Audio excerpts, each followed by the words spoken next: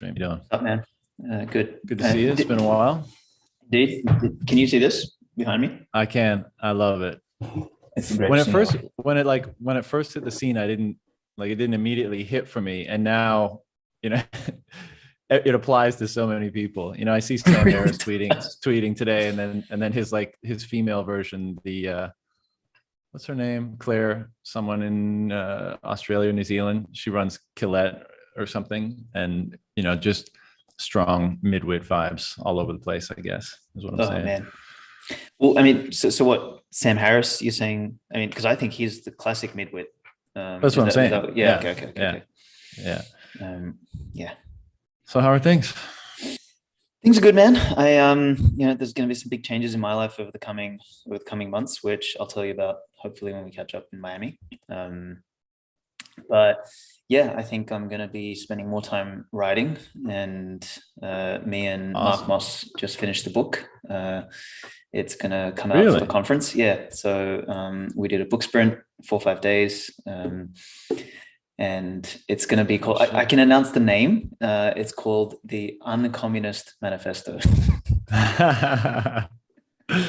Great, great. It's That's it's a awesome, really man. yeah, it's a really good book. It's super short, so it's kind of like the Communist Manifesto in that it's short. Like the Communist Manifesto, I think is 7,500 words. Our one was like 10,000.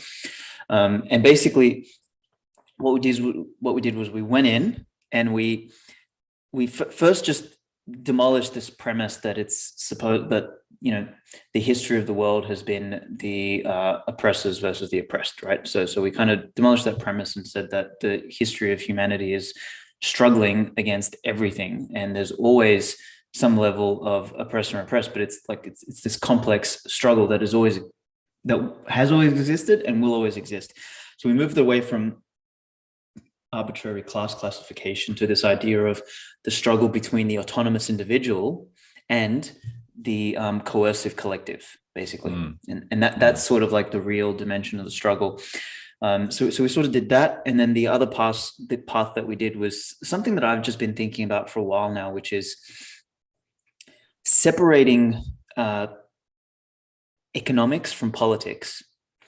And as we were doing that, like part of my epiphany in writing the Fire Bitcoin Teleportation piece is this idea of we always say Bitcoin separates money and state, but I think it does something more important in that it separates economics and politics.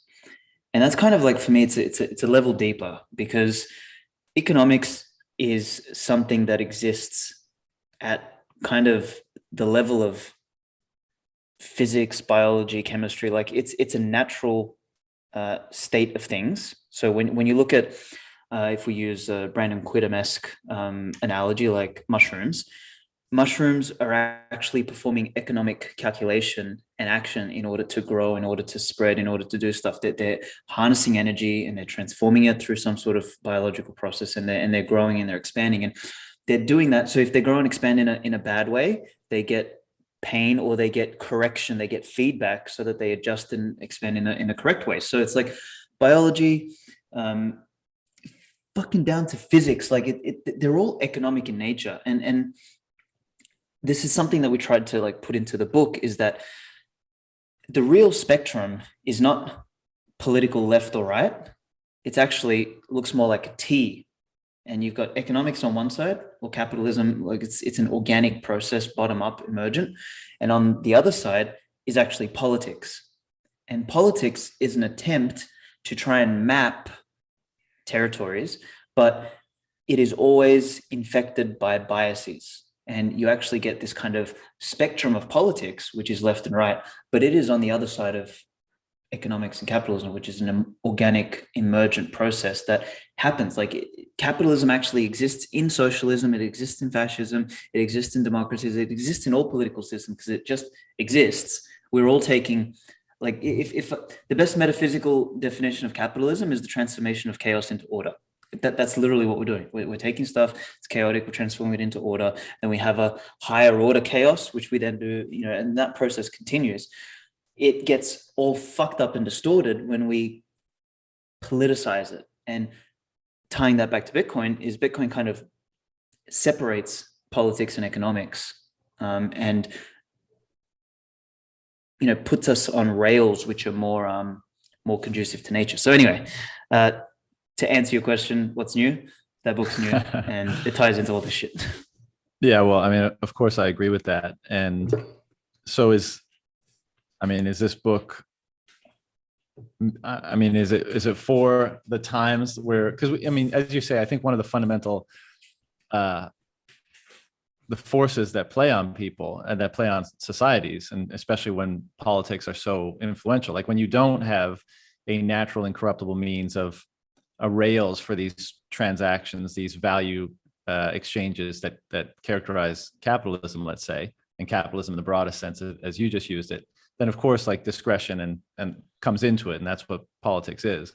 And that eternal battle between, and it's really interesting that I don't know if you've ever read The Origins and History of Consciousness by Eric Neumann. It's one of the guys that Peterson always quotes, and he actually I just downloaded it after I saw your tweet.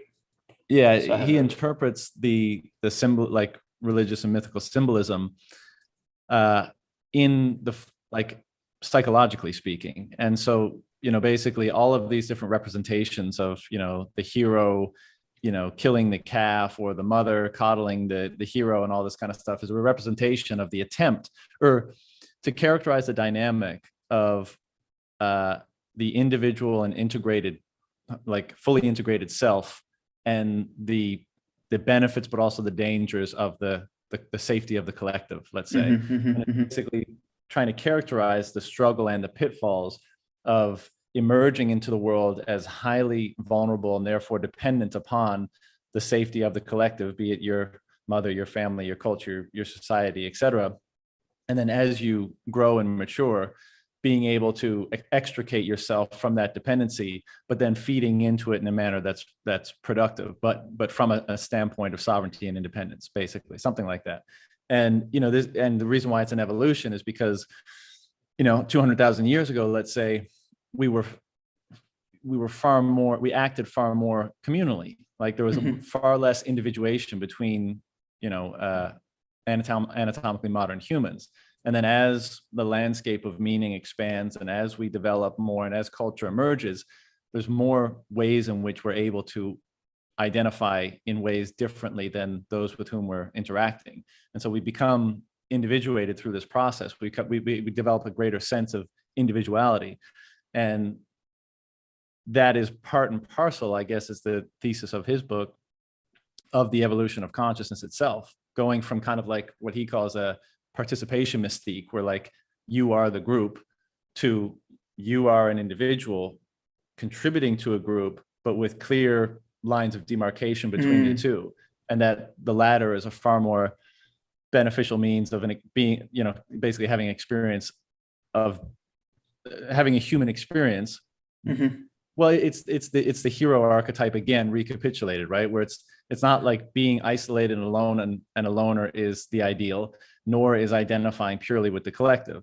It's having both in their proper places so that you can find that proper synthesis between the two. And, I think maybe the genesis of a book like the one that you guys just wrote is we're clearly in a time where we've fallen way too much into the collectivist mindset, where everybody identifies as the collective, and the safety of the collective is paramount. And, the individual in many cases is derided and criticized, and, all that jazz. So I feel like it's a good book for the times, let's say.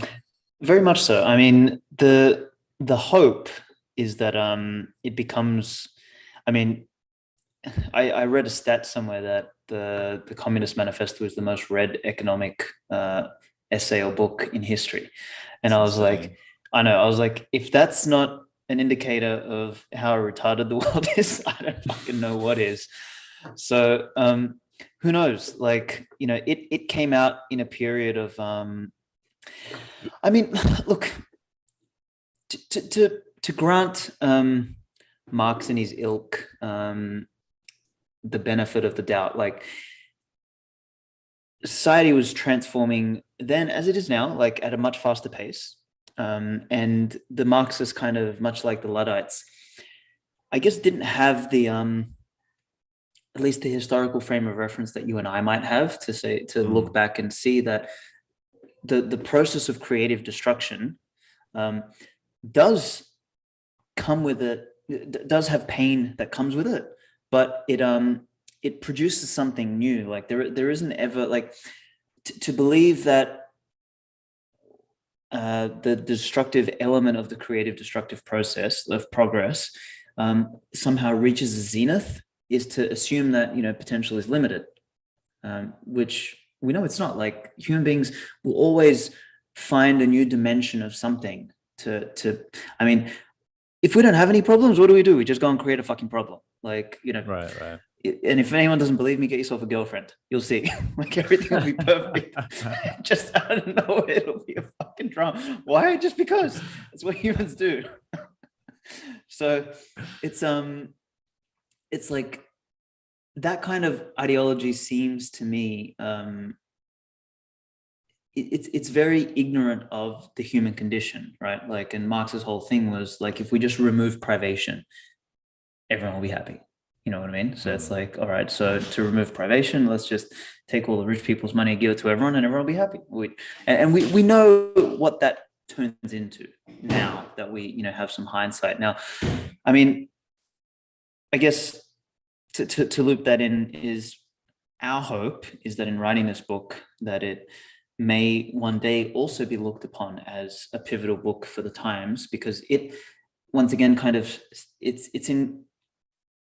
we're pointing out a problem of the time, but hopefully the solution is not one of decree, which is Marx pointed out a problem at the time, which was a problem during the period that he was alive, was, you know, fucking ugly conditions in cities and all that sort of stuff, you know, and the destruction of resources. There was definitely problems, but he had so little faith in humanity that he believed that was the status quo. Like that's what it would look like forever, instead of progress kind of climbing us out of that. And the point that we try and make is, once again, point out the problem of today, but instead of a solution that involves confiscation, the solution is to get out of the way. And allow individual sovereign autonomous beings to rise up and actually do something about it for themselves and in the environment that they can locally impact, which is a very different thing to, let's wipe out anyone better than us. Like, you know, I've got a quote in there, which is it's kind of like a parody on Marx, which is, you know, you've got, if you can't beat him, join him. And then Marx was like, if you can't beat him, kill him. That's kind of the Communist Manifesto summed up. You know, it's the fatal conceit that characterizes those sorts of philosophies, but also obviously prevalent today. I mean, there's a lot of quote unquote Marxism in most political structures today. I mean, you look at the size and scale of government, and that conceit is that they think they can figure out everything that should and can be, and then they attempt, sometimes, maybe even most often, with good intentions, to bring it about. And as you're saying, they fail to recognize the critical importance of the process of emergent order, right? So what you want to do is you want to put the proper constituent principles in place that foster emergent order, and you will get something far more complex, far more harmonious, far more productive, far more efficient than anything you could ever sit behind, you know, a pen and pad or even a supercomputer and figure out. Like, okay, well, we need to get a pair of shoes for everybody and a shirt for everybody, and surely this, you know, high-speed rail is a good idea here. Like, you end up just destroying resources rather than creating new resources and creating new capital and discovering new value, as you were saying. And that seems like a real challenging thing. Now, there's lots of stuff wrapped up in that as well, right? Because someone who has the type of ego and hubris and arrogance to presume that they can and should control other people and dictate to other people what's best for them, that type of apparatus is just really attractive to them. And so, you know, what do you know? They gravitate to that. And we have a history of, you know, maybe some good ideas, maybe an attempt at organizing ourselves best. And then the very people who are worst for that apparatus are the ones that are most attracted to it. And, you know, here we have the state of the world. And why Bitcoin is so compelling and interesting is that it is that like immutable, unchangeable base, foundation, rails for an emergent order to be fostered, and that nobody can, commandeer the reins of. And therefore, what we should expect from that is a far more abundant, complex, beneficial, et cetera, emergent order to come from that. And, we're just in that period right now where we're being, torn out of the old way as we move into the new one. And of course, it's going to be messy and uncomfortable and, all sorts of that kind of stuff. But dude, that's a perfect segue into the piece, right? Because what I wanted to write here with Fire Bitcoin Teleportation is like, it's obviously a fucking meme and it's obviously a thought experiment, right? Like we had things before Bitcoin that were important, like writing, right? Like electricity, these are all important. But the what I'm trying to point out with this piece is to get people to think beyond the fucking green and red dildos on the chart and beyond the price and beyond the next ETF announcement and beyond, the hash rate and beyond, what's the US government going to do, what regulations. Like Bitcoin is so much fucking greater than that because of what it does to human behavior. And because it kind of puts a short leash on politics in the sense that in today's day and age, and me and Gladstein, when we were debating about democracy, right? And, I always take the position that I hate fucking democracy, for many reasons. But one of the reasons is why you mentioned is that you create these systems of representative rule, and the people who are generally attracted and the best at coming into power in those systems of representative rule are the most parasitic individuals of all. So you always end up getting institutional decay. And what ends up happening is they can use political power to amass economic power. And then with that extra economic power, they can retain political power. And it becomes this kind of, we shouldn't even call it a virtuous cycle, but it becomes this feedback loop, right? Which is non-virtuous, obviously, but it decays the system until reality, until the false map that they've created breaks under the gravity of the reality or the territory that it is. And for me, what I wanted to do with this piece is kind of get people's thinking to transcend Bitcoin as just a tool of, like, it's not just sound money. It's not just a fucking asset, whoop-de-doo-dah, that's fine. We're going to get rich and all that sort of stuff. Congratulations. But the fact that it will make the game that we play, the economic game that we play as individuals, function like real life, meaning that there's no rewind button. There's no button where you can press to just like wipe the balance sheet clean. Like I always use the example of China and the ghost cities. They go and build a whole fucking city. No one moves in there. Oh, we need more GDP. Knock the whole fucking thing down. And build it again. So you wasted real resources, you wasted real energy, you wasted real time, but your balance sheet doesn't reflect that, right? Because you just printed some more money, you made it up out of thin air. So all of those falsities dissolve in the reality of Bitcoin. And then at the macro and micro level, what it does is it actually forces behavior that actually looks and feels more like real life. And the example that I used last night at the little meetup was the way central banking and government work is that I'm going to jump off a cliff and you're going to die. Right. So it's like, it's completely fucking detached from reality. It's like, I'll do something and someone else will pay for it. And what else do we expect in a system like that? Can you expect anything else but fucking madness? No, because like there's no consequence. So Bitcoin creating, reintroducing economic consequence to behavior at the micro and the macro, and doing it in a way that is not political, but just Bitcoin just basically says, all right, the game that we all play now looks like reality. So the map represents the territory now. It's not political. It's not my way or anyone's way. Here it is. It's reality. And now it's up to you to use it or not. Fuck, man, that is just so fundamentally profound. And again, the whole basis of this piece is that Bitcoin is a step function change in the way we exist. more than just, oh, sound money, oh, we're going to go back to the gold standard. It's like, no. Oh yeah, yeah. Way I fucking mean, I bigger. think, and I think a lot of Bitcoiners, to be fair, are privy to that, right? They see, they get cosmic as fuck, and they see a lot of that stuff. And it's because I've been exploring a lot lately, just getting pretty cosmic and looking at like the religious impulse that seems to be emerging around a lot of Bitcoiners and why that might be the case. And we don't have to delve into that here, but just to say that obviously the way that nature works is a reflection of a way that the pattern above it works, and the pattern above that, and the pattern above that. So the reason why the natural world as we experience it functions the way it does is because of the way that the sun, the size of our sun, the way that it moves, the moon, the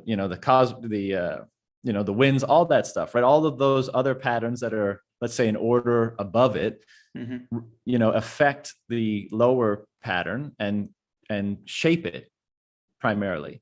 And that happens, through every scale of existence, right? And in this sort of a way, we, you might have heard like your pothead friend or your psychedelic friend talk about how reality is fractal. And, I'm sure there's many ways you could interpret that, but just, it's pretty simple. Like if you start looking at the way that like a leaf transfers energy, around its structure, and then you zoom out and you zoom out and you see the patterns of the forest, and you zoom out and you see the solar system, and you zoom out, you see the galaxy. And so there's like, it's just pattern nestled within pattern, nestled within pattern. And if this thing really is allowing us to align more with the true patterns of nature, which I think is probably the assertion you're making, and I agree with it, then it kind of, you can understand why it invokes or evokes a type of religious or spiritual impulse, because you're literally connecting yourself with the ground of being, across every scale, simply by conforming more with the rhythm or pattern of the reality that you're most closely embedded in, like the one, like maybe one order above you or something like that. And I don't know what comes of that in terms of human social organization. I mean, I share, I think, a lot of good, but it's interesting to consider because, I mean, in many ways, humans try to transcend nature. And now maybe in some cases that goes too far, and we get something like fiat, where we just try to pretend it doesn't exist to our, to our detriment. But obviously part of, developing as we has been to transcend nature in certain ways. So what do you like? And I didn't hear yours and Gladstein's discussion about democracy and political structure and that kind of stuff. But do you have thoughts on, and obviously this will be different based on the time scale that we're talking about, but when you look into the future and we're on a Bitcoin standard, how do you see human coordination outside of, let's say, what emerges from self-interest and voluntary exchange? First of all, beautiful set of analogies there, man. I love the idea about like the fractal nature of existence. It's such a beautiful thing, and that I think the awe we're inspired with when we find that out, like, I think is, as you said, evident in people's falling down the rabbit hole process. You're just in awe at like, holy fuck, it's fractals all the way down, right? Well, it helps your perception of so many things click and fit into place. That's what truth does. Truth isn't just like one epiphany. Truth is the epiphany that makes everything else fit together and work. And that's I think why there's such a profound influence when you stumble upon a truth like that. And it seems to be that Bitcoin is one of them, perhaps for that very reason, because it is correct. So connected and conforms so well to. So true. That reminds me of when I was debating with that fat boy. He was trying to say you Bitcoiners are a cult, and I was like, no. There's cults, and then there's the discovery of truth, and they're two different things, right? So cult is more like an attempt to believe the map, not the territory, right? And Bitcoin is an opportunity to have discovered the territory and find that truth. And it's like, it links into everything. So, but anyway, to tie that back to or to jump back to your question about what it looks like down the track, I mean, on a long enough time scale, and so the democracy piece that I did is going to be 3 parts, and I'm finishing part 2 now, and then part 3 is actually going to be the answer to this question, what I see in the future and how I think it'll work. I think it will be far more commercial in nature and economically driven, less so than politically driven, right? Mm-hmm. So in my mind, it'll be a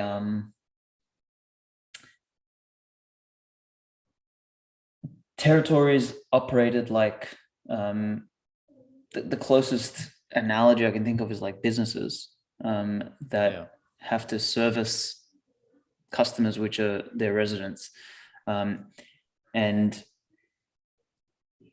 the operators, the owner operators of those territories, I think will look and feel like a fusion between a CEO and a monarch.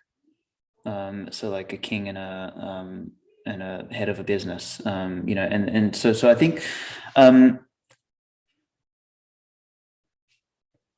that to me seems to be like the direction, at least, or what that looks like. So for me, when I think about Bitcoin, I think about the idea of almost like building a fucking dynasty. Is like it's far.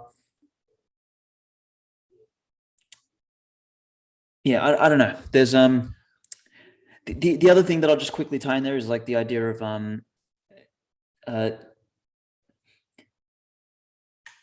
classes that are dynamic in nature. So they're like permeable layers, right? So there'll still be classes of people. There'll still be poor, lower middle class, upper middle class, rich, ultra rich, and all that sort of stuff. But because we're on because we've placed money, we've placed it into the realm of fucking the speed of light, thermodynamics. Like it's a physical law of nature now. Like that heartbeat doesn't change. No one can change it. Nothing. So now all of a sudden we're all playing the same game, which means the bottom have the opportunity to climb and the top have the opportunity to fall. It'll still be an 80-20 distribution. When I say still, it will move back towards an 80-20 distribution, because at the moment we have a 99.9 and a 0.1 distribution, right? So it'll rebalance, because that 80-20 is actually a fractal, right? Everything is 80-20 basically. So I see that kind of occurring, and I see the 20 who do hold 80% of the wealth be more like lords, nobles, kings. So we'll have this, I think, evolution of organic majesty, in a sense. Like so royalty will come to play, and less of this rule by committee, more of I don't know if I should use the word rule, but like leadership through integrity, maybe. Like you're making me think that like it's entirely conceivable that there would be a reascendancy and perhaps like a novel ascendancy that is unprecedented in many ways, whereby it's not just the wealth nor even the capability or skill that determines that position, but it really is maybe dependent on the concentration of wealth, for sure. But as you just said, integrity and honesty and authenticity and courage and like all of these principles that have been so devalued in this existing system, but in nature or in previous times, they've certainly been more valued. And like maybe people will make it, because we say, like, oh, okay, it's just going to be kind of like CEO, monarch people, and you go where you're treated best. But I think when so many jurisdictions are equalized for what, you pretty much offer the same thing, then you're going to choose the jurisdiction which aligns most with how maybe even your own aspirations for yourself. It's like, I want to be a part of a community that's led by someone who's a representation of the highest moral principles that I can conceive of. And, again, like this is actually, in many cases, what the role and certainly it seems like in earlier times of the monarch was. It wasn't just the dude with the biggest army who would jack you if you didn't do what he said. He was a God's representative on earth. He was, very much aligned and connected with the deity. And we so, in my opinion, misinterpret this historical circumstance in the modern era because we have such a derogatory view of religion. But like him being a representative of God wasn't just to further enhance the perception of his power, but was meant to pull down those godly principles of courage, of truth, of justice, of like honesty, of integrity, and to embody them. And that is what allowed him to have power and influence in addition to the other things that were more, territorial or mundane, let's say. And I think I wouldn't be surprised if something like that took place, because when you equalize for so many other things, it begs the question, like, well, what differentiates then?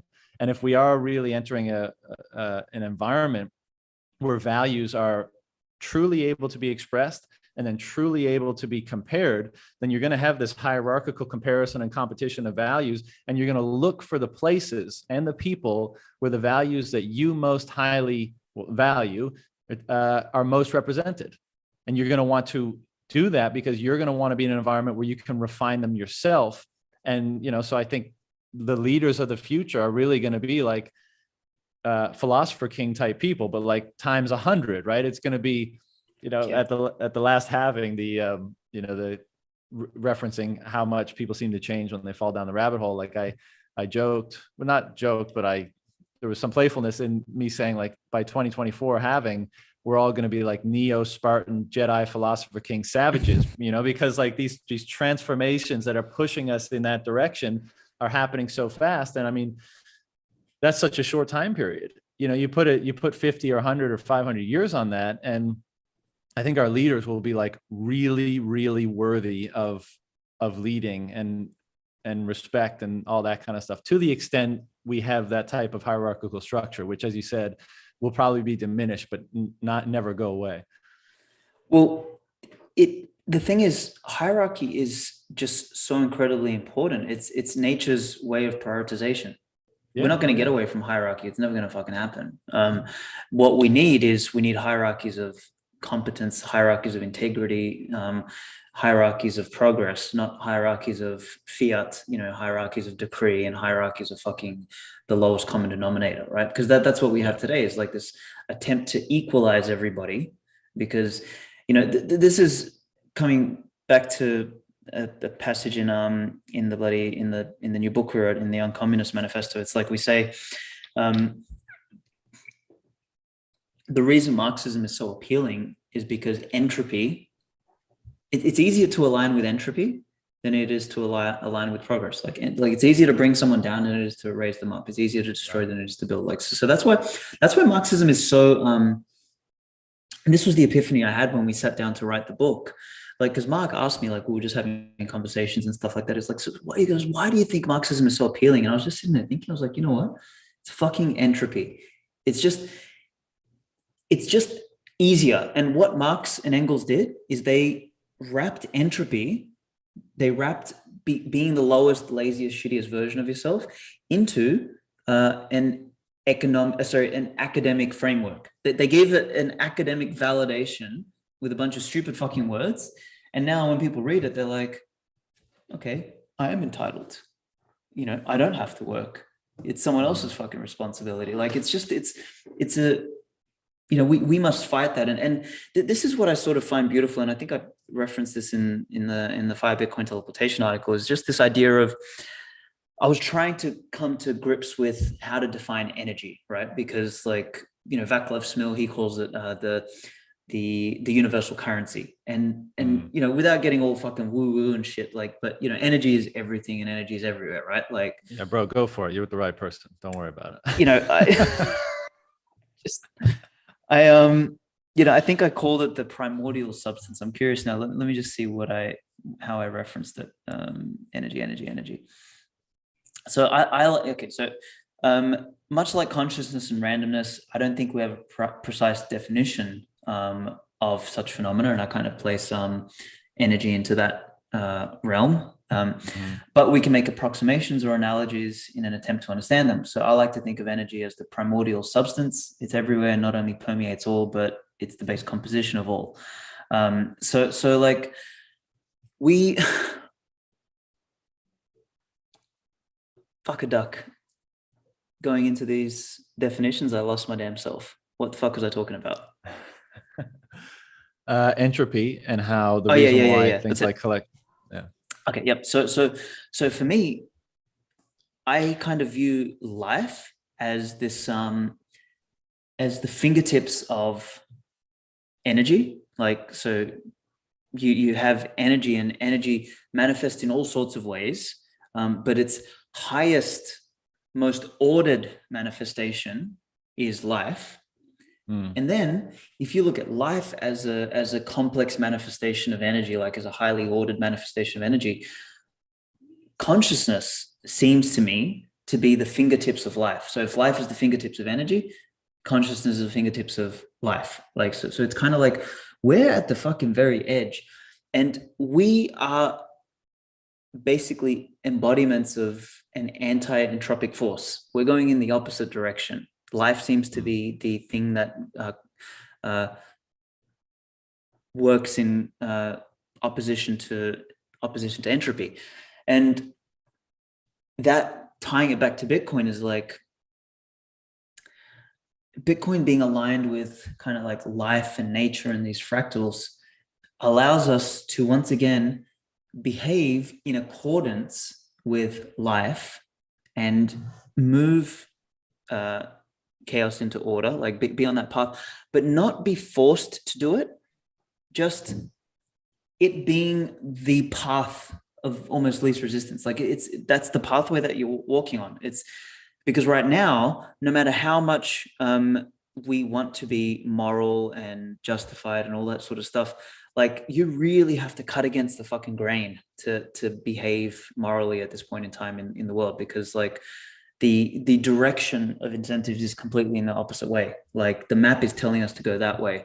And even though the map's like, we have to kind of, we have to be strong enough to see through the map and see the territory and like, fuck, we're about to walk off a cliff, you know, and then you and I are kind of like pointing in the opposite direction. Whereas Bitcoin kind of like pushes the map into the territory, and all of a sudden you can see you're walking off a cliff, and it's very easy to start, you know, walking in a different direction.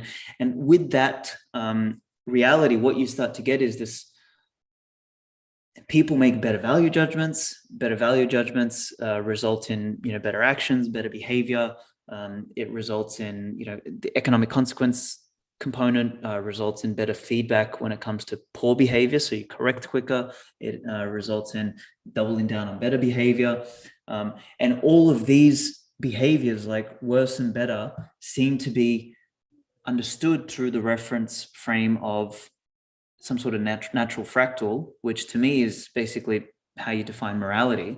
And over time, through iterations, like I make this argument in the article, it's like we may bake fucking morality into individuals. Like we might, through living like that and our kids growing up like that and the incentives being in that direction, we may actually become majestic beings that we've not been able to become before, because we were living in the age before having discovered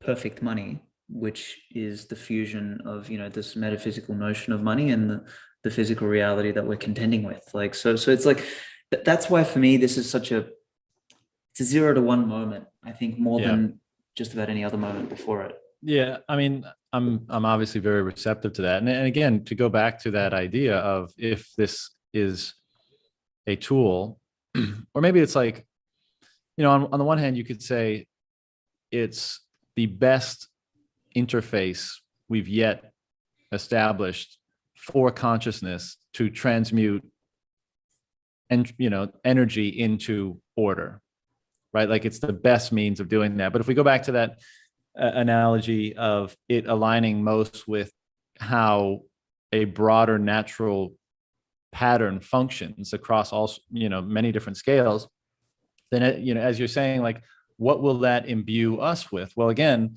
this is where it gets kind of religious and spiritual on people, because if your primary, filter or way of engaging the world is more in tune with whatever principles animate the structure of reality, right? And call it God, call it energy, call it love, call it truth, like whatever it is. I mean, it's something, right? There are reasons why something exists versus nothing. What are the things that cause that to be the case? Whatever they are, the more you align with them, I think, and the more you rely on something for interacting and perceiving in the world that is aligned with them, the more you're kind of imbued with, call it godly principles, or call it the principles of the structure of the universe, or whatever you want to say. But if that really is the case, that this thing is aligning with those, and then we're using that thing to interface with the world and with one another, then how could we not be affected by whatever principles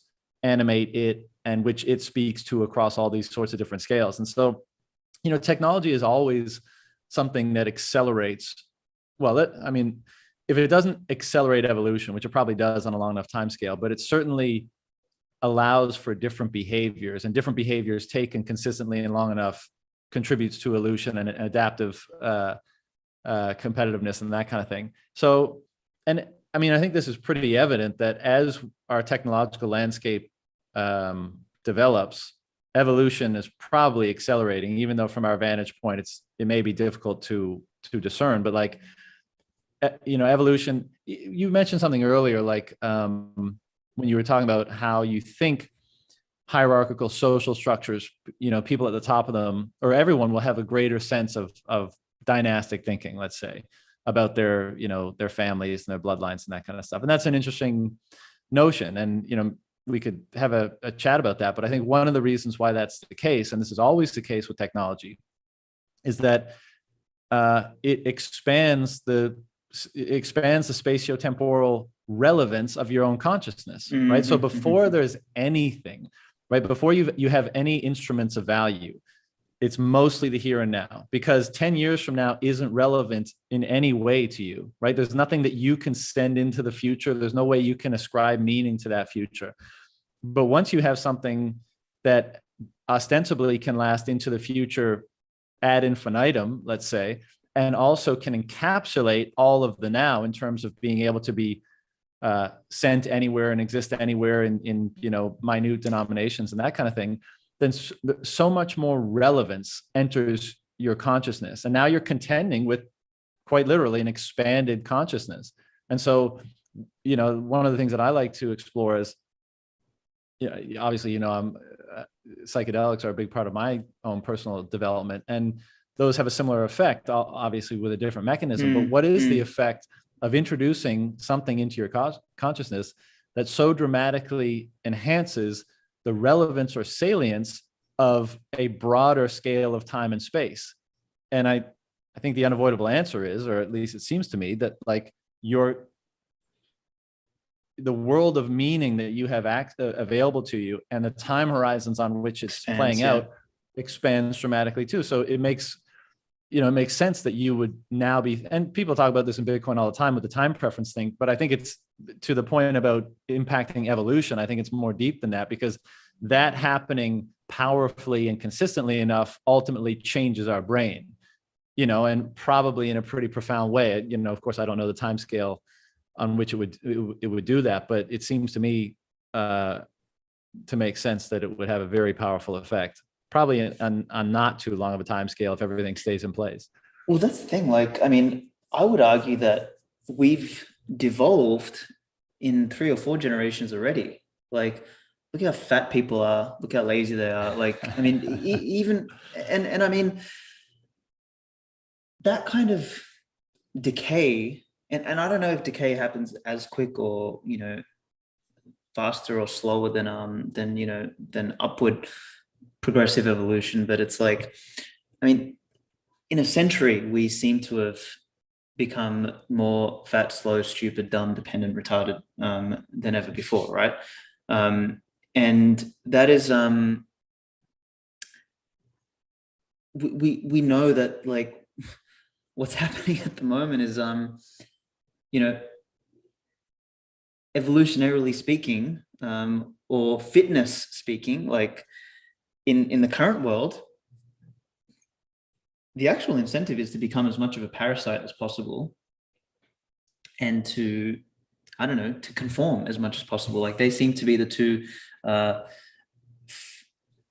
fitness outcomes, right? And I think I just want to define fitness, because I don't think people really know what that word means. Like it actually is derived from the word fit, like so you can fit something. So that's what nature is always trying to do, is there's a new circumstance, a new environment, and evolution is trying to fit to that environment so that it can adapt Trying to mold and you survive. into shape. Yeah, it's trying to mold things into shape to most efficiently operate within that environment, right? Correct. So, and the environment we live in is one of complete immorality, complete fucking mindlessness, we live in a fantasy land. And is it any surprise that the fitness function that exists in all of us seems to be trending people towards being fat, slow, dumb, docile, dependent, conformist, etc. Like, we seem to be decaying human beings. So this is like fundamentally a divergent thing, because some of us are strong enough to not subject ourselves to that, because we've been able to, put on the glasses and see the fractals and say, holy fuck, hold on, this is a lie. But if that's any evidence, and I don't know whether that's just, anecdotally pointing at people and calling them fat because it's easier to buy Cheetos today than it was 50 years ago or whatever. I don't know if that's evidence to suggest that if the incentives were more aligned with nature, we would also see a drastic change. In 50 years, everyone is fucking fit, as you mentioned, philosopher king savages, running around and maybe. Well, I mean, I don't think you're going to find any argument with people saying that the fiat system has allowed people to abrogate their responsibility for confronting entropy in the many manifestations in their life, right? And as a result, because you don't have to confront them, you're able to, you don't have to become fit for them, as you just said, right? So you end up either becoming fit for a system that has far fewer requirements on you, or not at all, and you kind of devolve into a blob, with no real direction and no real force. And it is interesting that, the regenerative hero, the creative hero myth and story, and Peterson talks about a lot, like that person is definitionally the one who's most willing to and spends the most time in the most novel environments, right? Let's say the explorer, that unknown territory of potential and novelty. And naturally, that is the environment where entropy is exacting the most pressure, because it's so ill-defined. The grooves are not there yet to allow you to find a groove, and therefore cause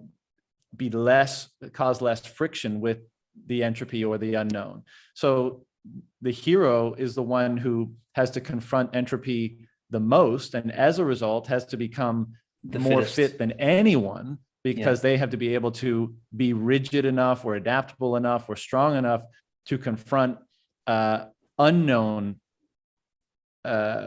environments that you don't know how they're going to try to shape you, and you don't know what kind of pressure they're going to exact on you. So you have to be adaptable to all of them. And I think the people that are recognizing this, even subconsciously, in the world today, because as much as there is, the crazy clown world reaching, hopefully it's fucking zenith soon. There's also a growing hold your breath, bro. There's also a growing group of people that are recognizing, the opposite. And they don't, I mentioned this in my recent piece, but like many of them don't recognize that what's happening is like they are literally being called to embody the hero archetype in their time and place and in their life. And what do you know? A lot of the ways in which they're preparing for that or attempting to become fit for that is doing all of these things that naturally you would expect that person to do in order to be more fit for that process. So they're becoming healthier, they're becoming stronger, they're becoming more intellectually sharp, they're becoming more connected with like-minded individuals. They're delving into areas of their conscious and subconscious minds that they haven't delved into before, to try to extract wisdom and insight and meaning to more ably allow them to push forward into the unknown. Like, that's the hero archetype. And we are seeing a shitload of people waking up to that in the world today, which again, you would expect if this process of transition that we've been exploring is taking place. And it's super, it's awesome to see. I mean, it's super hopeful to know that whatever, these forces that are at play are exacting pressure on people to push them in a direction of becoming, of strengthening, so that you might become, right? Because any pressure, it either hardens you or breaks you. Yeah. And people are making this choice every day with every action in their lives. And I'm pretty jazzed to see that so many people with something like Bitcoin in your back pocket that helps to inspire you and give you the means and the freedom and the confidence to pursue a lot of those things. I mean, that's obviously integral. And this is why we explore why it is and how it is that Bitcoin seems to be having a transformative effect on people's lives and personalities and stuff like that.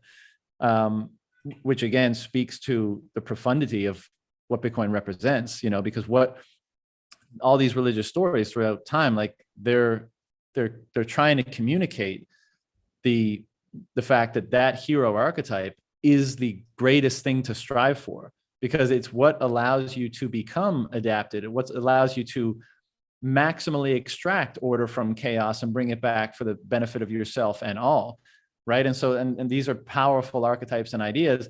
What does it mean that a phenomenon has emerged that's actually inspiring and propelling people to become that highest representation of individuality that religious stories throughout the ages have articulated and tried to, I guess, motivate and inspire people to become? I mean, again, we wind up in this conversation of religious territory.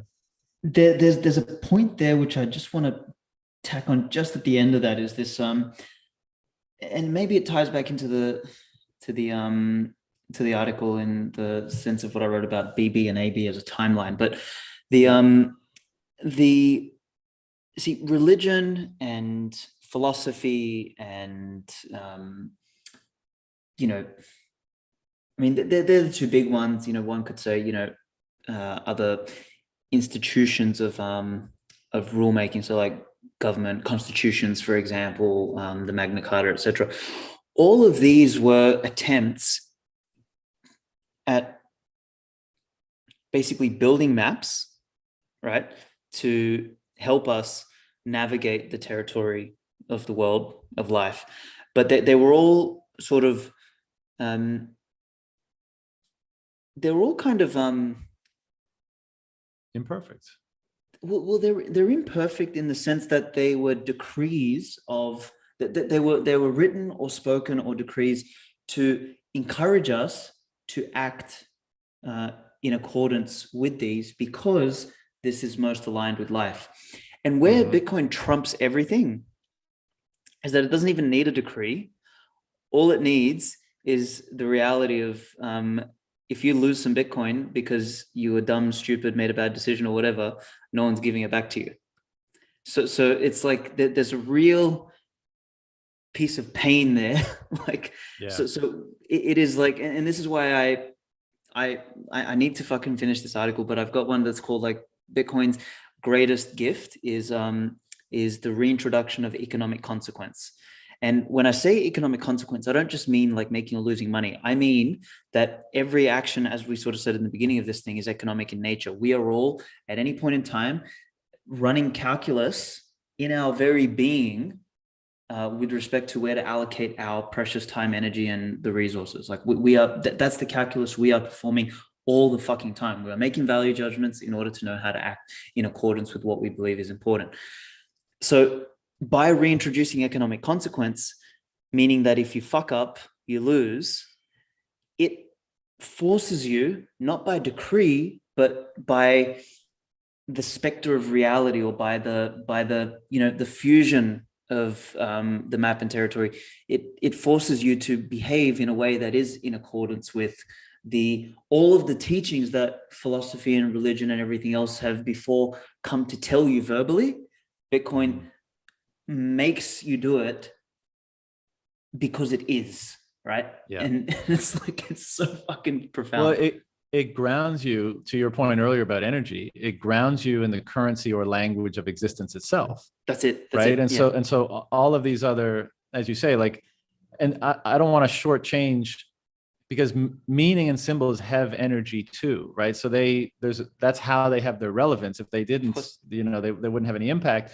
But I think you're right in saying that, because all of these systems, as this theme that we've been going with about these kind of concentric patterns of existence that are nestled with one another, you optimize each one of them by making them conform most efficiently to the others, right? And then you have an integrated whole, who the hell knows where it goes infinitely up and infinitely down, and this is probably like the tree of life sort of symbology. But I think our systems of government and our systems of religious thought, and both institutions obviously are corrupted, maybe even from the outset, right? So let's deal with the ideas and not so much the institutions. But they are attempting, through their understanding of how we operate, how consciousness functions, to graft something into that embedded structure and try to say, like, do all the different contours of this thing fit within how our own consciousness functions, and how, like, the different orders that we're contending with function, and the different scales that we're contending with function. And I think part of the reason why something like religion, and it's obviously a very complicated subject, but one of the reasons why it has a power is because there is a profound truth to it. And that's why people adhere to it, and that's why it helps in the ways that it does, and that's why it's so sticky. Now, and then from those religious understandings, we build social and legal understandings. Like, that's a next layer or next one of those rhythms, and we try to have them conform. But because we're humans and we're corruptible and we're imperfect and all that kind of stuff, those institutions, because they're so influential, end up developing so much power, and they become corrupted, and then everyone gets led astray as a result. And as you said, what's so interesting about Bitcoin is, one, it is grounded in that, because everything we do, we know there's an energetic cost, even if it's not conscious, right? Because we always have to keep feeding the engine. And so when the map, as you say, is tethered to that very same rule, is speaking the same language, is operating on the same currency, it doesn't even have to explicitly articulate almost anything, because exactly the truth of how it conforms to the other patterns in that stack is built into it. It's implicit.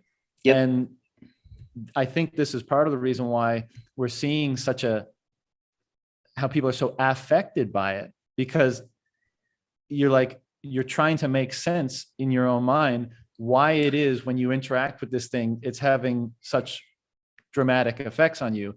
And we try to make them explicit, because now we're doing the reverse. We're not trying to make the rules explicit and then act by them. We're acting by them, and we're trying to understand explicitly what's happening, and so it's bananas, really, if there's any degree of truth to that. It's you just sort of I just wrote a note while you were talking. It's like, Bitcoin shows you, it doesn't tell you. And I think that's basically the best teacher, right? That's always the best teacher. Yeah. Don't tell me, show me. And it's for me, that's like, to your point about, like, all these institutions that we've kind of invented or developed and created along the way throughout history, like, that they've all been an attempt. And I make this point in the article, like, where I talk about, like, before Bitcoin, the transition, and after Bitcoin, and kind of like how they all are not going to look at each other, and sorry, they're not going to look like each other. And before Bitcoin is this story of contending with lack, basically, contending with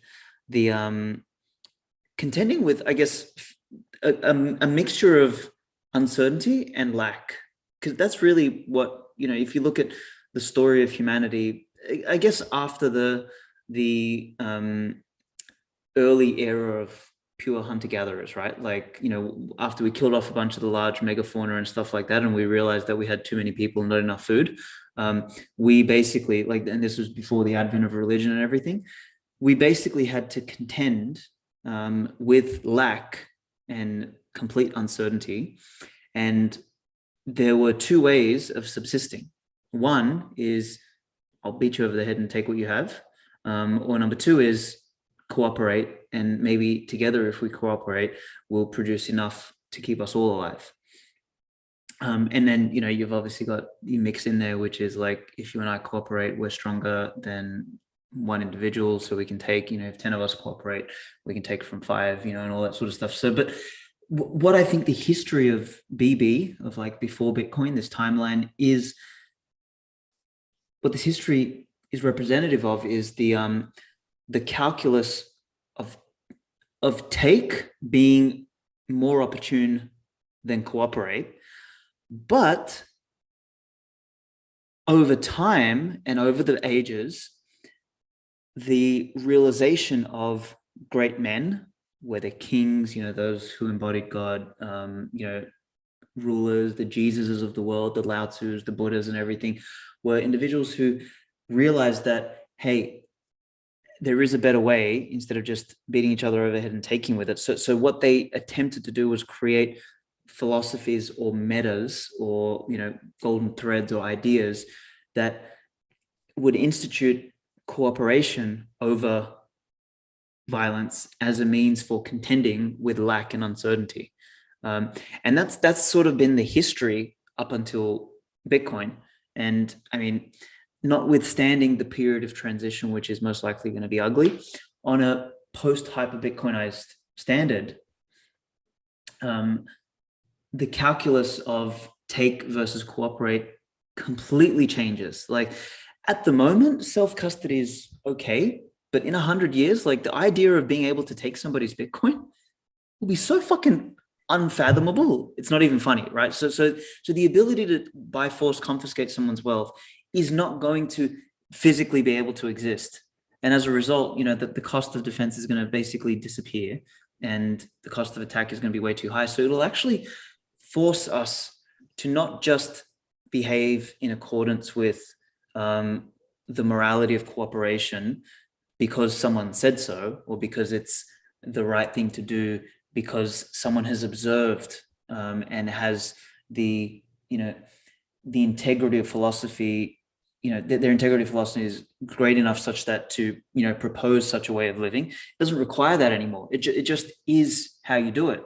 And this is what you do. And that's why I think, like, in many ways, I was talking to Kaz this morning about this, and I came up with this framing of Bitcoin as what I'm going to try and call like an apex discovery or an apex innovation, right? Like, it is a peak for now. Like, if you look back on history, everything we've done, every institution we've created has been an attempt to incentivize cooperation over theft, right? Or cooperation over violence, even though they've decayed and they've turned into violence themselves and all this sort of stuff. The initial intent of them was to say, hey, let's not kill each other, let's actually work together, right? So you've got that. And the other theme that is consistent across history is this attempt to discover a way to encode and transact the product of our labor, right? So basically, the better the money, the more complex society. So those two stories together have basically been a pathway to discovering Bitcoin. And now Bitcoin is actually perfect for both. Like, so it's an apex moment. Like, you can't it's impossible to get better money. Like, there is nothing better. Like, money is the 3 functions we know, store of value, medium exchange, unit of account. But I think people underestimate what those 3 things mean. Like, store of value to me means I know my proportion in relation to the whole. That's all that store of value means. It doesn't even mean stable purchasing power and all this other fucking crap. Like, definitely doesn't mean price. It doesn't even mean stable purchasing power. It actually means knowing your proportionality. So Bitcoin's a 10 out of 10. You can't get better than that. It is a perfect medium exchange. Medium exchange, once again, has nothing to do with transactional throughput. It has purely to do with my ability to transact the product of my labor with another without requiring any permission. Bitcoin is perfect there. And then the unit of account is one that I sort of had a recent epiphany, is like, people try and relate unit of account to, divisibility and all this sort of stuff. But really the epiphany that I had was, we've never actually had a real unit of account because we haven't been able to account for the total supply of money before, to be able to properly understand the value of everything else. So we've had an unknown on both sides of the equation. Bitcoin's the first time we've actually had a known on one side of the equation. So therefore we can account everything else extraordinarily in much higher fidelity. So in many ways, unit of account is a relative of store of value. So it's like we've reached the 10 out of 10 across all of these. And what that does by, reintroducing economic consequence, by all the other things that we've sort of mentioned, really fucking separates the AB, like the after Bitcoin period, from the before Bitcoin period in a way that I don't think any of us can even begin to fucking fathom at this point in time. Like we're gonna, Bitcoin's a battery, Bitcoin's a mushroom, Bitcoin's Jesus, Bitcoin's fucking gravity, Bitcoin's life, Bitcoin's fucking an asset, Bitcoin's, whatever. Like it's all these things. Hashtag Bitcoin, hashtag Bitcoin. It's like, what the fuck? So anyway, yeah, I mean, I got a bunch that I want to touch on there, but I think I have no idea, and maybe nobody does really, like, or maybe that might be an ignorant statement, but like, it seems to me that whatever occurred around the time of either the idea of Christ or the actual person of Christ, whatever the truth is there, something happened and something was later interpreted of being such significance that they decided to pin, the epoch on that point in time to say a new era has begun. And it, maybe it's aspirational. We want it to be imbued with these principles that we've discovered in their most refined form ever here today, because we realize how much can be derived from doing so, and by living from those principles and having them propagate and having them serve as a foundation for how we think about ourselves and how we interact and all that kind of stuff. And I know there's a ton of nuance, but let's just go with that.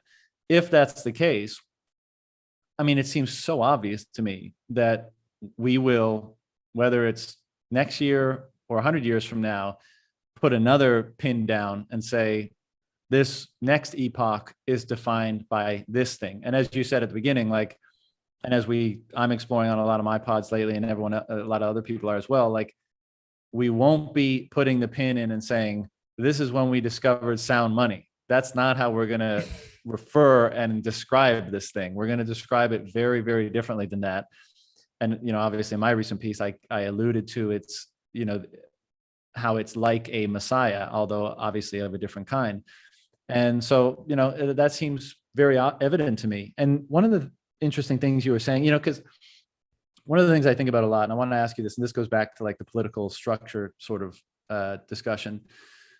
There were guys like us 1,000 years ago, 5,000 years ago, who wanted more freedom, who could see the conceit and the corruption and the how illogical the structure of everything was, but they didn't have the tools, right? They didn't have the tools to establish it to the degree that they wanted.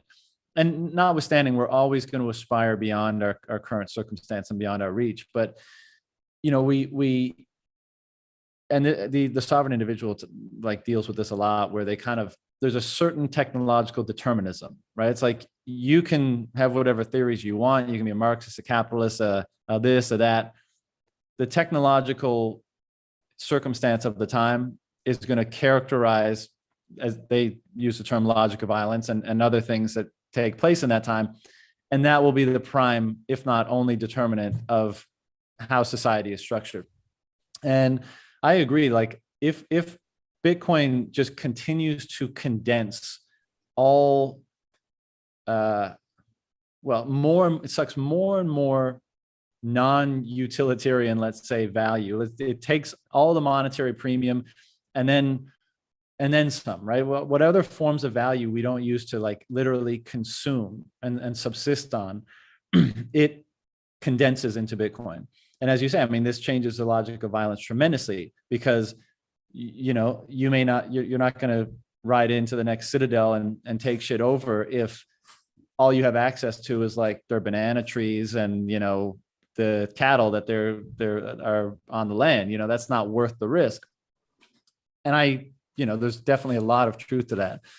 But what do you think will be the role of violence in the future when we have a foundation like this? You know, and even in kind of like when we were talking about the kings and CEO monarch sort of way that these things might be structured at some point, like even then, who is the sovereign that defines the boundaries of the land even? Like, and I know there'll be cooperation and all that kind of stuff, but power will still exist.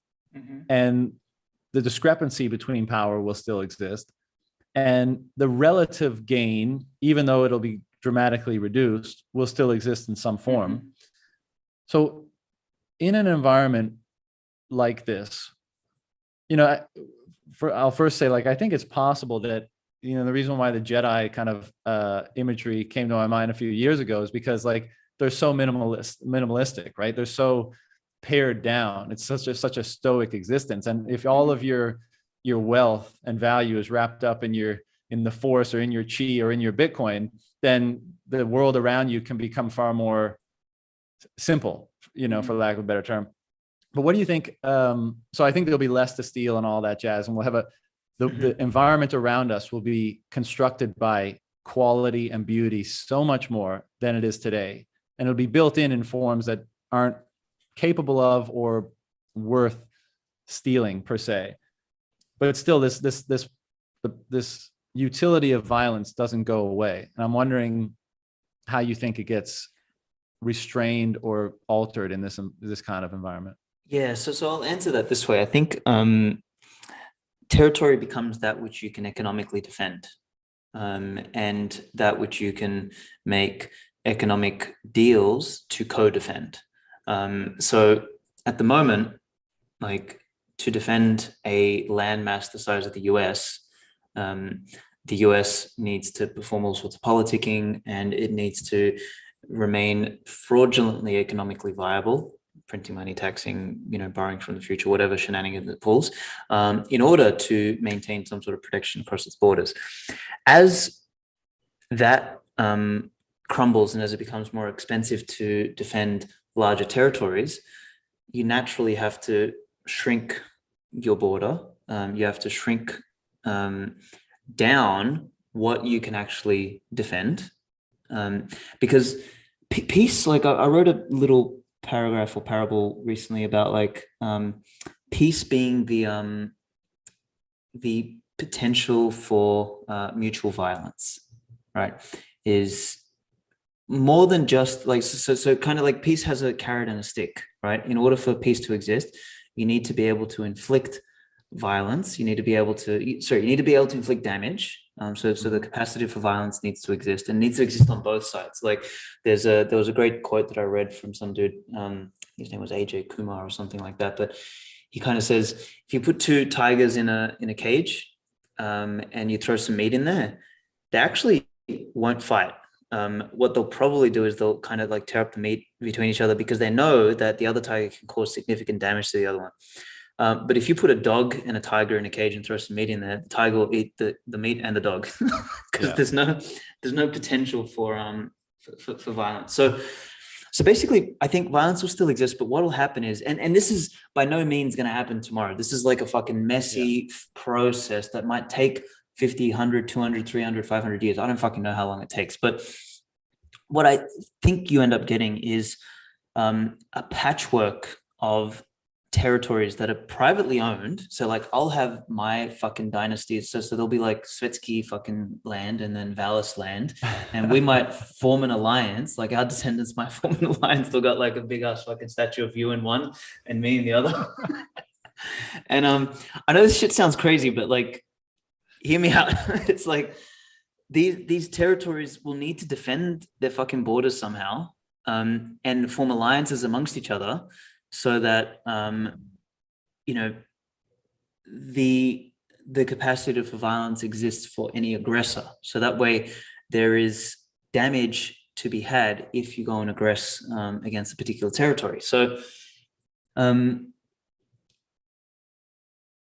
I think the process to getting there is going to be quite messy, probably at times violent, etc. But the size of these territories will basically have a natural limit, because the larger the territory gets, the more complexity you end up with that you end up within it, and the you basically get like this convexity in terms of ability to manage a territory. Like the larger it gets, the more economically infeasible it becomes. And what I think we'll end up having is, like I said, a patchwork of city-states, mini-nation states, communities, etc., that ally, defend stuff, etc., become prosperous, trade, whatever the case is. So, and violence will become the thing that occurs, but it's not institutionalized. I think today violence is institutionalized because you can, under the veil of democracy or legality, you can basically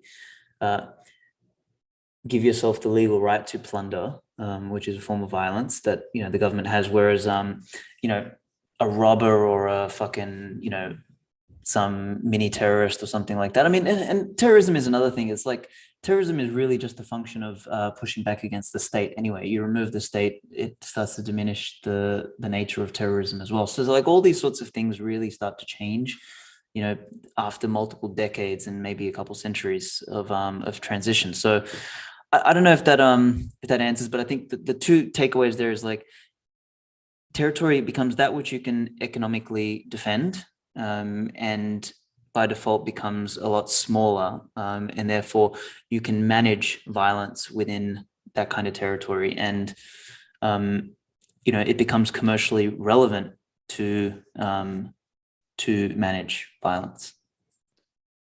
Yeah, it'll obviously be very interesting to see how it plays out. But what do you think about the transition period? Because again, going back to the sovereign individual thesis, if there is like a large aspect of technological determinism here, then the model of being able to siphon off wealth from the citizens that decide to remain in your jurisdiction and then deploy that against your adversaries versus will still prevail. And the thesis would have to be, for this transition to be successful, would be that model ultimately would lose to or fail when coming up against, let's say, a distributed network of jurisdictions that are not doing that. They don't siphon off wealth from their citizens. Everyone is there voluntarily, but they still, by some capacity, are able to repel or outlive or otherwise resist the legacy model, let's say. Yeah, it's in that sense, like, I mean, it's a war of attrition, because what's happening is the ones who are attacking, so the aggressors who are doing so via the confiscation of their citizenry's wealth, they're working with a diminishing capital base.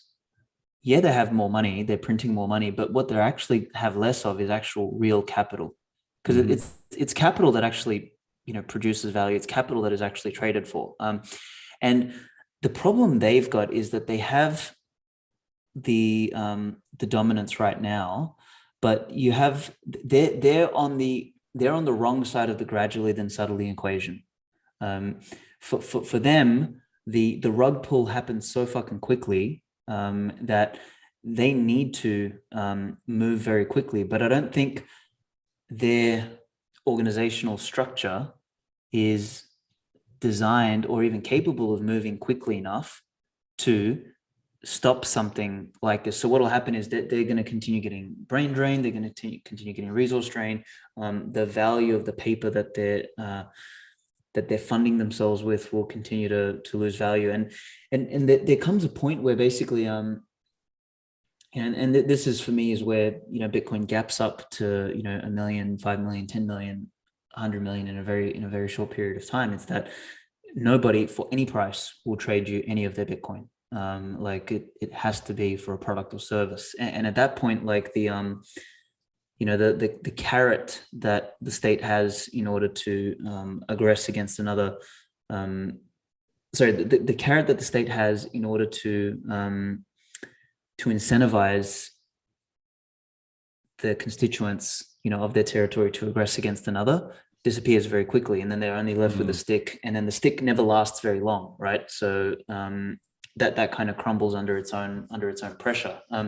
So because they're going to suffer from defections, they're going to suffer from basically the pushing on a string versus the pulling. Like, and pull always beats push. That's another, I guess, physical thing. It's like to pull something towards you always beats having to push something to get it to come to you. So it's like, I don't know. That does not mean by any stretch of the imagination that the transition is going to be clean or neat. I think the transition is going to be extraordinarily ugly, because think about the video that was on Twitter the other day with those 3 Karens in Canada who are the thumbs down ladies, right? Imagine what happens to psychos like that when all of a sudden they can't eat. Like, there's no food at the grocery store. Their UBI check, can barely buy them a gallon of milk. Like, those people are the first to become cannibals, or the first to become the object of cannibalism. One of the two. They get a lesson in fitness real quick. Real fucking quick, exactly. But the thing is, like, those people will freak the absolute fuck out as the institutions that they've put all their trust in start to crumble. And that becomes a very dangerous situation, because, like, for all this talk about, post Bitcoin, hyper Bitcoinization, a world where, theft is disincentivized and all that sort of stuff, to actually get to the promised land, we've got to cross this really fucked up river. And, that Rubicon is going to be disgusting, man.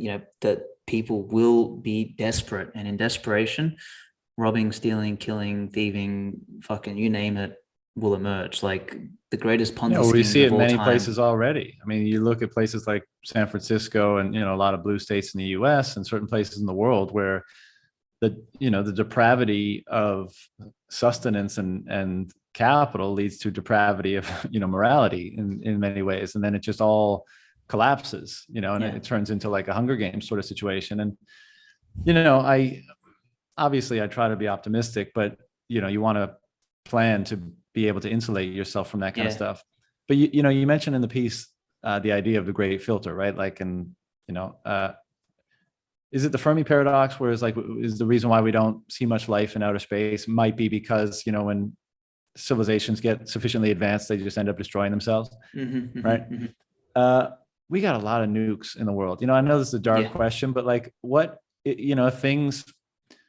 the nation states that currently control those things start falling apart, and they become, just as an entity like a person, especially desperate. Desperate. I mean, what happens to the great filter and the fact that we've got like hundreds of thousands of nuclear warheads in the world? Isn't that like, that's kind of a big fly in the ointment with everything, right? It really is. So there's a separate piece that I wrote which was dedicated to just the great filter idea. And I'm going to release that, or I think Bitcoin Magazine is going to release that in the next month or so as part of like a special publication. But in there, I elaborate on this idea of the great filter a little bit more. And in there, I basically point out there's four big risks that any intelligent sentient species would probably face. And we're at the cusp of, where those 4 risks basically come together. And the ironic thing about it, and this is the irony of life, is that it's also at that point where that sentient intelligent species is advanced enough to discover energy money, right? So like, they all have to happen at the same time. And this is why I think like Bitcoin is the point of the great filter. Like, it's right there. So number one is getting, and this one we have little control over, but it's getting wiped out by a fucking comet or an asteroid. Now that one is just a race against time. That one is a function of randomness. That is like, if we happen to be at the stage of being amoebas, and like very early eukaryotes, prokaryotes, or whatever, and we got wiped out by a fucking comet. Well, fuck, bad luck. We're gonna have to start again. But at least we're early on in the phase. We might get to the phase of like, other species might have gotten to the phase of like stones and like tools, or maybe they got to the electricity point. Maybe they had their own Nikola Tesla, and then the fucking comet hit. It's like, fuck, too late. But like that one is kind of like a luck of the draw sort of thing. Like we have to be extraordinarily advanced in order to see something like that coming and hit it out of the park. And this is why I argue that, we get on an energy money standard. We, we end up like, I've got this idea of like the world can sustain 100 billion people, because at the moment we waste 99% of our resources and energy and time. Like if we didn't, we could be extremely prosperous. And with 100 billion people, like the level of innovation, it would make your fucking mind like melt in terms of thinking what we could do. So then things like asteroids don't become a problem anymore. We can just, build an intergalactic baseball bat and hit it out of the way. So anyway, that's risk number one. Risk number two, and the next three are like basically where things get realistic now. Risk number two is one or a set of megalomaniacs push the red button. That's the nuke. Risk number three is we build out digital panopticon gulags that, you own nothing and you'll be happy in your fucking pod and your, intravenous mRNA fucking vaccination and, VR goggles. And number four is obsolescence via some sort of spontaneous emergence of an artificial intelligence, right? So it's like we either build one of two AIs, one that basically adopts our broken current values and outcompetes us in a fiat system and views the art competition as like, get rid of this shit.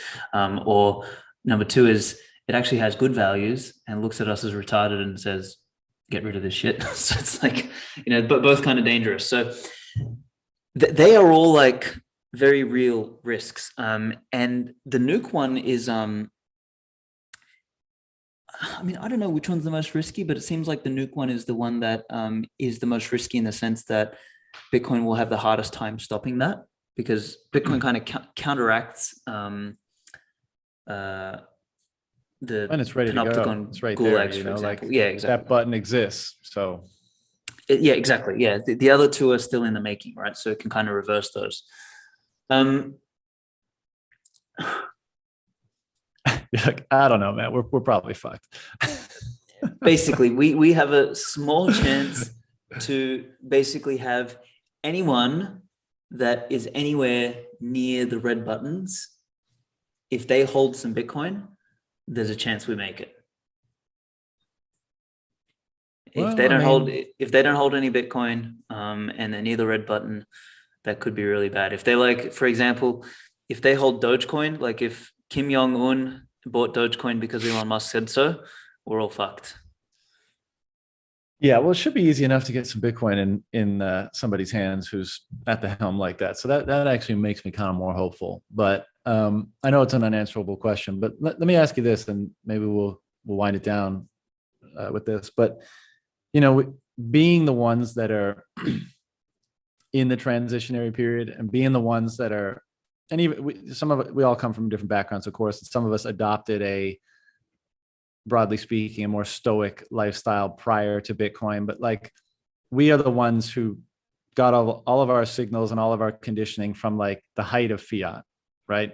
And so we're having to navigate, we're that transition, which is occurring primarily within ourselves, right? Like as we've been alluding to this whole time, like this thing is fostering great change, and that change is internal as well as external. And really the line between them is not, we externalize what's happening internally, and that's our lives and that's culture and everything.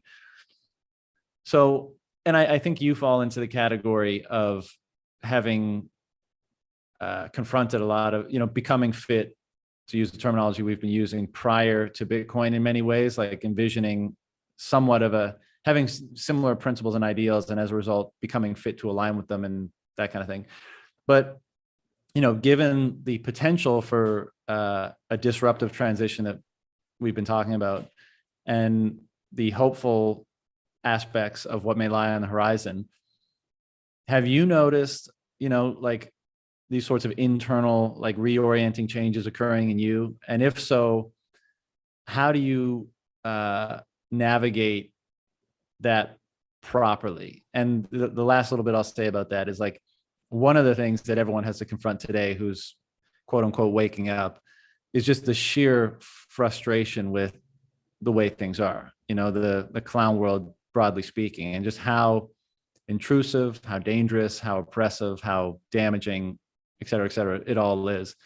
And, it's my opinion that if we're going into, if we're participating in an accelerated evolution, and if we're trying to go into and create a better world, like, we have to be the ones to,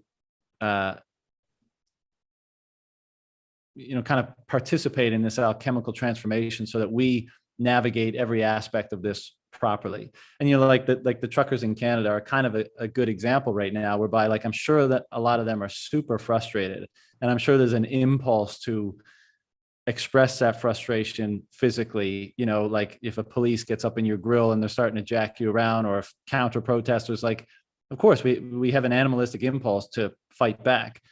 And coming to grips with the validity and necessity of restraint in going forward into this new era that we've been describing, I think is probably important. So, big question, I know, but how has all of this impacted how you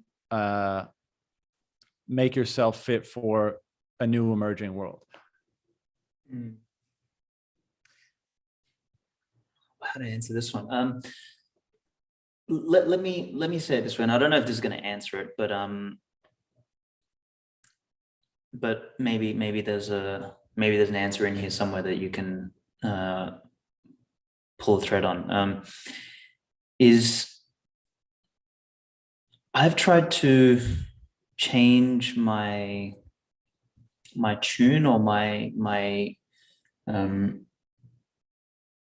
the end that I'm desiring to be more about quality and less about quantity. And I've become what I'm calling these days, like, an exclusionary principle maximalist. So, like, I want to say no to more things, and I want to be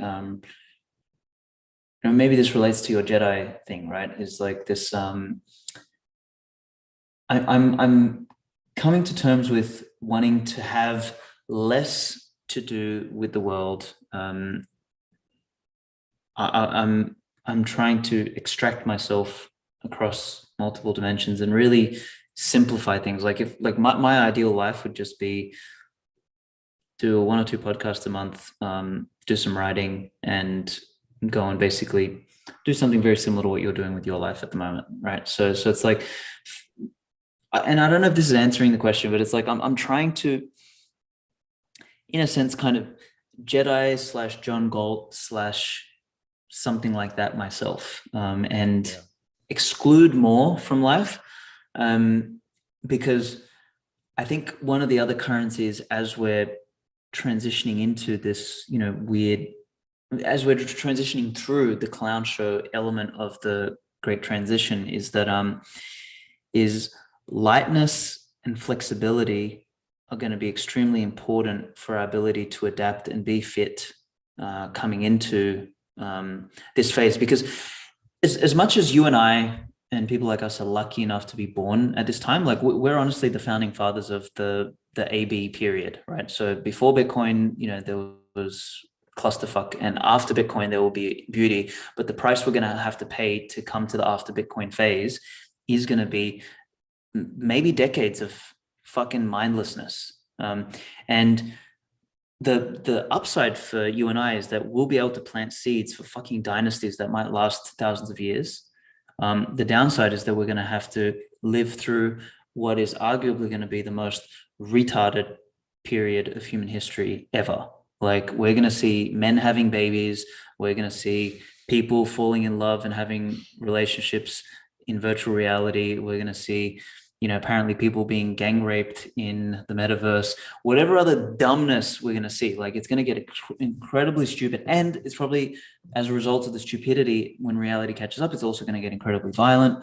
So we're gonna, like, the price we have to pay to plant the seeds of the dynasty is to like live through that. And in order to live through that, we need to be as fit and adaptable as possible. And to be as fit and adaptable as possible, we need to be as light and flexible as possible.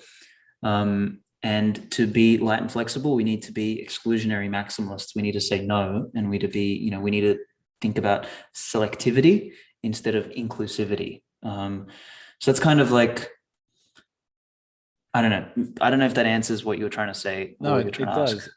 It does. And for that reason, to be light and adaptable, there's a pragmatic reason to pare down, right? To minimize the things in your life that you have to manage, let's say. But I also think, like we were talking about earlier, there's this reascension or reevaluation of what are probably like transcendent values or principles that, like, and what I'm trying to, think about lately and explore is just why it is they generate so much satisfaction. So like you just said, like an ideal day would be like, wake up, walk on the beach, swim in the ocean, go train, eat good food with good people, talk about interesting ideas, that kind of thing. And like, that's all. And the people that you would choose to be around and the qualities within yourself that you're probably trying to refine are like courage and honesty and intellect and wisdom and those sorts of things. And those are all, just kind of transcendent, but also free. Like they don't cost anything, but somehow in this environment, refining them actually gives you more like joy in a sense. It's like the more you understand those aspects of yourself and amplify them, they are fulfilling in themselves. And like, the idea of some like big mansion or a Lambo or whatever else having the same effect is almost laughable. So it's funny how by whatever process is going on and whatever role Bitcoin and the principles that are imbued in it and being implicitly communicated has, it seems to be at least somewhat related to this dramatic paring down and reappraisal of what are truly the most valuable things, and then doing our best to refine and embody them. And and that's an unexpected result of a sound money, of magic internet money for sure. But it's this is why I kind of envision a future where things are far more simplistic, and the things that are like built out into the world are much more a manifestation of those very principles. Like the iconography and the environments and all that stuff that we want to be in, and that artists pursue and that kind of stuff, not dissimilar to ages past, but they will be reflections of integrity. They will be reflections of truth and honesty, or there will be reflections of courage or things like that. And it's just, it's also poetic that coming out of fiat clown world that idolizes anything but, that of course the reactionary response to that, or the pendulum swinging in the other direction, would be a total dismissal of all the values that the fiat world assigns to objects, and a refinement and revaluation of the things that are most real, because they are the things that most fill us up with joy and happiness and meaning. And that's awesome. And I feel that every day in my life. And it's part of the reason I pursue some of these like fumbling, more esoteric conversations, is because I think there's like actually a benefit to doing so, to coming to grips in a more articulated or refined sense of like exactly what and why those things internally experienced are filling you up with so much meaning and guiding your life to such a degree. Like, and it's challenge, because we've these aren't things that we've been taught in large part, and they're not things that we've been incentivized or inspired or encouraged to explore. But here we are coming out of the mud, being like, starting to identify that no, these are the things we need to refine and explore, and these will form the foundation of what comes next. Whether or not statues of you and I end up being anywhere near or a part of that, but like the ideas and the understandings almost certainly will be. Well, we do know that the statues are going to have to like equalize our height a little bit, you know what I mean? Otherwise, we can't have like a midget statue attached. I'm going to put that in my will. I'm going to be like, make sure, you little fuckers, that the statue you make is as tall as Valis's fucking statue, all right? Put some booster shoes on my statue or an extra marble block underneath or something. Otherwise, you ain't getting the fucking Bitcoin. That's going to be the message to my descendants. Yeah, dude. Well, speaking of becoming fit, I have a kickboxing class to get to. So any final words before we shut this down? Look, thank you for having me on to discuss this. I think, I really want to, like, long term, I think this is what I'm going to actually base, because, you know, surprise, surprise, I'm going to write a Bitcoin book too, but I think I'm going to qualify Bitcoin teleportation, but I'm actually going to dig into the step changes all throughout history that have sort of led us to Bitcoin. And then I'm going to dedicate the second half to actually thinking about these questions, like what's the great transition going to look like? What is the world, you know, post hyper Bitcoinization, you know, how we can think long term. And because I would suggest that you and I are probably not going to be alive for hyper Bitcoinization. You know, we might have to live through the great transition. It might, you know, the clown show might go on another 50, 60, 70 years. I don't fucking know. But we kind of need to be prepared for all of these. And yeah, I think I want to do that, but I'd love to, you know, anyone listening to this to have a read of the piece and just reach out to me on, you know, mostly Twitter and just tell me what your thoughts are, etc. So that's kind of why teleportation and not time travel? Well, I feel like time travel would have been the ambitious one to be like, that's the next big thing. Well, maybe. Like the only reason I mention it is because it was kind of like the meme when me and Francis were driving in the car, right? Like, and he just kind of said, fuck, I don't know, teleportation. So I kind of used it as a meme. Like maybe it is, you know, via Bitcoin time travel. I don't know. So, you know, that yeah, I mean, that's my answer to that. So yeah, to wrap this up, yeah, definitely check out the piece, reach out to me. I'd love to hear some feedback. And then, yeah, dude, I'm going to be doing edition 5 soon and edition 6. So I want to do 2 editions in 2022 of the Bitcoin Times. And I actually want to talk to you about, like, I'm going to call one of the editions either, it's going to be called The Savior or Messiah. So like, I want you involved in one of those for one of the subsequent decisions. Well, I love your writing, man. And thank you, bro. I still don't understand how you pump out so much of it, because writing is extremely challenging for me and I avoid it at all costs. And even when I do sit down to do it, it seems like torture just to tease out anything resembling like a unique or well-articulated thought. And you just hear like every other week, just putting stuff out. So I got to commend you for whatever you do to make that happen. And yeah, I guess we'll be seeing each other soon, hopefully in Miami. Absolutely, brother. Thank you so much. Appreciate that. Thank you for having me on, and we will 100% catch up in Miami. All right, brother.